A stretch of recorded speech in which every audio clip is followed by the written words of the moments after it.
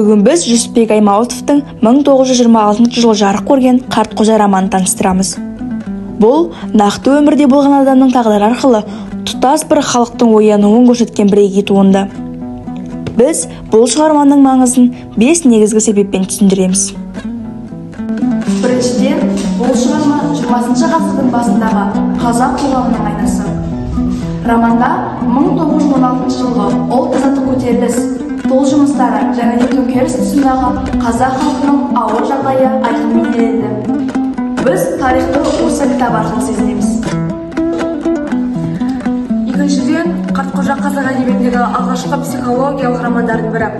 Автор кейіпкерінде қана іс-әрекетін ғана емес, оның ішкі жан дүниесін, ішкі арпалысын, оның арманын, қайғысын, оның өсу жолын ерекше өте нәзік жеткізе білген.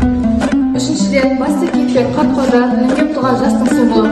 Ол барлық қиындық пен жоқшылыққа қарамастан оқу іздеп адам болсам деген мақсатқа жетеді. Бұл бейне бүгінгі біздер үшін үлгі болып келеді.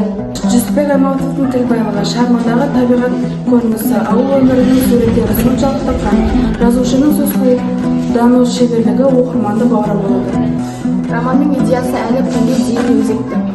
Қартқожаның өз тағдыры өз қолында деген қағидасы кез келген заманда құнды. Біз бұл шығарманы тек өткен күннің белгісі емес, болашақта баста бағдар ретінде бағалаймыз.